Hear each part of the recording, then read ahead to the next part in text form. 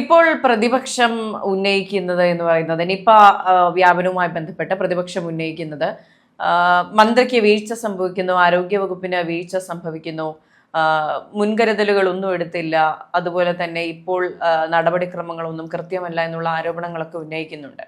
കഴിഞ്ഞ 10 വർഷക്കാലം ആരോഗ്യവകുപ്പിനെ ഇത്രയും പിന്നോട്ടെത്തിച്ച ഒരു ഒരു സഖ്യത്തിന്, ഒരു മുന്നണിക്ക് പ്രതിപക്ഷത്തിരുന്നു കൊണ്ട് ഇത് പറയാൻ എന്ത് യോഗ്യത എന്ന് തിരിച്ചു ചോദിക്കേണ്ടി വരുമോ? തീർച്ചയായും. കാരണം ഇപ്പോഴത്തെ ആരോഗ്യമന്ത്രി കെ മുരളീധരൻ അദ്ദേഹത്തിന് ആ ഒരു ആരോഗ്യവകുപ്പ് കയ്യിൽ കിട്ടിയപ്പോൾ കുത്തഴിഞ്ഞ പുസ്തകം കയ്യിൽ കിട്ടിയ പോലെയായിരുന്നു.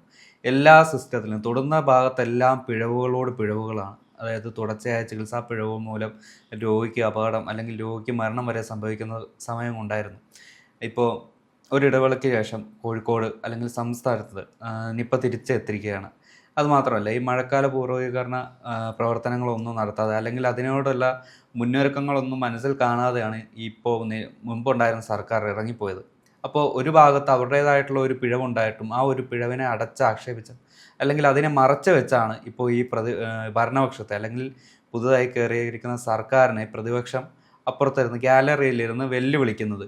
അല്ലെങ്കിൽ നിങ്ങൾ എന്ത് ചെയ്യും അത് കാണണം എന്നുള്ളൊരു നിലയിൽ പ്രതിപക്ഷം കുറ്റപ്പെടുത്തുന്നത്. പക്ഷെ ഇതിലെ ഒരു പ്രധാന പ്രശ്നം എന്ന് പറയുന്നത് നിപ വ്യാപനവുമായി ബന്ധപ്പെട്ട് വലിയ പിഴവുകളൊന്നും ഉള്ളതായി കാണുന്നില്ല. ഇപ്പോൾ പ്രതിപക്ഷം ഉന്നയിക്കുന്ന ഏറ്റവും വലിയ പ്രശ്നം എന്ന് പറയുന്നത് മുൻപത്തെ ആരോഗ്യമന്ത്രി നിപ വ്യാപന സമയത്ത് അവിടെ ക്യാമ്പ് ചെയ്തായിരുന്നു പ്രവർത്തനങ്ങൾ ഏകോപിപ്പിച്ചിരുന്നത്.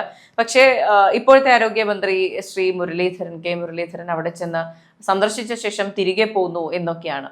അപ്പോൾ അദ്ദേഹം അതിന് കൃത്യമായ മറുപടി പറയുന്നുണ്ട്. നിപ വ്യാപനം ഒരു സ്ഥലത്ത് മാത്രം സംഭവിക്കുന്ന കാര്യമല്ല, കേരളത്തിൽ ആകെ സംഭവിക്കുന്ന കാര്യമാണ്. അത് മാത്രമല്ല, കെ മുരളീധരൻ ഈ പറഞ്ഞ നിപ വ്യാപിക്കുന്ന സ്ഥലത്തെ മാത്രം ആരോഗ്യമന്ത്രിയല്ല, കേരളത്തിന്റെ മുഴുവൻ ആരോഗ്യമന്ത്രിയാണ്. ഇപ്പോൾ നമുക്കറിയാം, മഴക്കാലവുമായി ബന്ധപ്പെട്ട് ഒരുപാട് രോഗങ്ങൾ പകരുന്ന സാഹചര്യമുണ്ട്, പകർച്ചവ്യാധികൾ കൂടുന്ന സാഹചര്യമുണ്ട്. അപ്പോൾ എല്ലായിടത്തേക്കും ഈക്വൽ ആയിട്ടുള്ള അറ്റൻഷൻ പോകേണ്ട ഒരു സാഹചര്യമുണ്ട്. കൃത്യമായി ഈ സിസ്റ്റത്തെ ചലിപ്പിക്കുക എന്നുള്ളതാണ് മന്ത്രിയുടെ ഉത്തരവാദിത്തം. അല്ലാതെ ഒരു ജില്ലയിൽ പോയി തമ്പടിച്ച് അവിടുത്തെ പ്രവർത്തനങ്ങൾ ഏകോപിപ്പിക്കുക എന്നുള്ളതല്ല, സംസ്ഥാനമൊട്ടാകെ നോക്കുക എന്നുള്ളതാണ്. ഇത്തരം അടിസ്ഥാനരഹിതമായ ആരോപണങ്ങൾ ഉന്നയിച്ചുകൊണ്ട് എന്താണ് പ്രതിപക്ഷം ഉദ്ദേശിക്കുന്നത് എന്നാണ് മനസ്സിലാകാത്തത്. ശരിക്കും എന്താണ് ഇപ്പോൾ ആരോഗ്യമന്ത്രി ഒരു പരാജയമാണെന്ന് പൊതുജനം പറയണോ, അല്ലെങ്കിൽ ഈ പറഞ്ഞതുപോലെ ആരോഗ്യമന്ത്രി സ്വയം രാജിവെച്ച് മാറണോ എന്നാണ് ചിന്തിക്കേണ്ടത്. പക്ഷെ കെ മുരളീധരൻ എന്ന് പറയുന്ന മന്ത്രി എന്ന് പറയുന്നത് വളരെ എഫിഷ്യൻ്റ് ആയിട്ട് വർക്ക് ചെയ്ത് തുടങ്ങുന്നത്. ഇപ്പോൾ സെക്രട്ടേറിയറ്റിൽ ഏറ്റവും ആദ്യം എഫിഷ്യൻ്റ് ആയിട്ട് ഫുൾ ഫ്ലെഷ്ഡ് ആയിട്ട് വർക്ക് ചെയ്ത് തുടങ്ങിയ ഓഫീസ് എന്ന് പറയുന്നത് കെ മുരളീധരൻ സാറിന്റെ ഓഫീസാണ്.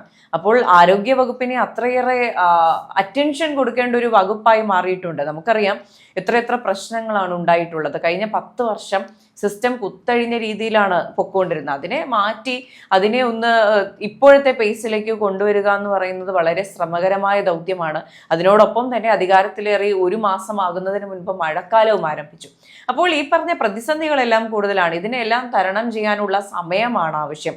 അപ്പോൾ ഈ പറഞ്ഞ ബ്യൂറോക്രാറ്റ്സ്, ഈ പറഞ്ഞ ഉദ്യോഗസ്ഥരും മന്ത്രിമാരും ടീമുമായിട്ടുള്ള ഒരു കമ്മ്യൂണിക്കേഷൻ പ്രശ്നങ്ങൾ ഇപ്പോൾ നിലനിൽക്കുന്നുണ്ട്. അത് കഴിഞ്ഞ ദിവസം നമ്മൾ വാർത്തകളിൽ കണ്ടിരുന്നു. കൃത്യമായ ഏകോപനം നടക്കുന്നുണ്ട് എന്ന് തന്നെയാണ് വിശ്വസിക്കുന്നത്.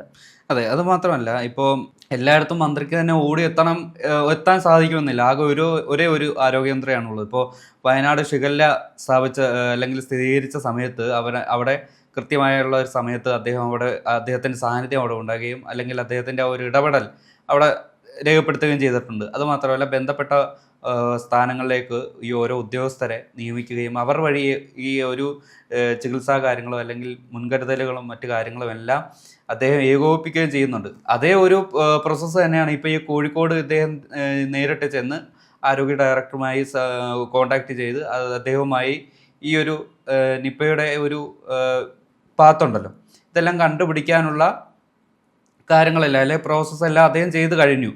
ഇപ്പോൾ നിപ്പയെ രാഷ്ട്രീയ ലക്ഷ്യമായി അതില്ലെങ്കിൽ മുൻ ആരോഗ്യമന്ത്രിമാരുടെ ഒരു പ്രവർത്തനത്തെ വെച്ച് ഇവർ രാഷ്ട്രീയ ലക്ഷ്യമാക്കി മുന്നോട്ടെടുക്കില്ല എന്നാണ് പിണറായി വിജയൻ പറഞ്ഞതെങ്കിലും ഇപ്പോഴേ അവിടെ ഒരു ക്യാമ്പിൽ ഈ ഒരു ക്യാപ്സുകൾ ഇറങ്ങിത്തുടങ്ങി. അല്ലെങ്കിൽ ശൈലജ ടീച്ചറായിരുന്നു ശരി, അല്ലെങ്കിൽ വീണ ആരോഗ്യമന്ത്രിയായ വീണയായിരുന്നു ശരി എന്നുള്ള രീതിയിലുള്ള ക്യാപ്സുകൾ ഇറങ്ങിക്കഴിഞ്ഞു. കാരണം അത് അധികാരത്തിലേറി 1 മാസം കഴിയുന്നതിനിടയ്ക്ക് ആണ് ഈ ഒരു 10 വർഷത്തെ ആരോഗ്യ മേഖലയും അല്ലെങ്കിൽ ഈ ഒരു മാസത്തിനുള്ള ഡ്യൂറേഷനിലുള്ള ആരോഗ്യ മേഖലയെ തമ്മിൽ ഇവർ കമ്പയർ ചെയ്യുന്നതാണ്.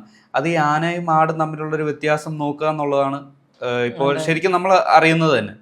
ഇപ്പോൾ നിപ്പ വ്യാപനവുമായി ബന്ധപ്പെട്ട് നെഗറ്റീവ് ആകുന്ന കേസുകളും റിപ്പോർട്ട് ചെയ്യുന്നുണ്ട്. പക്ഷെ ഇതൊന്നും എനിക്ക് തോന്നുന്നു ഭരണപക്ഷത്തിരുന്ന സമയത്ത് ചെയ്തിരുന്നതിനേക്കാൾ വർക്ക് ഇപ്പോൾ പ്രതിപക്ഷത്തിരുന്ന് ചെയ്യുന്നുണ്ട് എന്ന് തോന്നുന്നു. ഇപ്പോൾ അവർ ഉന്നയിച്ചിരുന്ന അവകാശപ്പെട്ടിരുന്നത് പോലെ ക്രിയാത്മക പ്രതിപക്ഷമാവുകയല്ല ചെയ്യുന്നത്.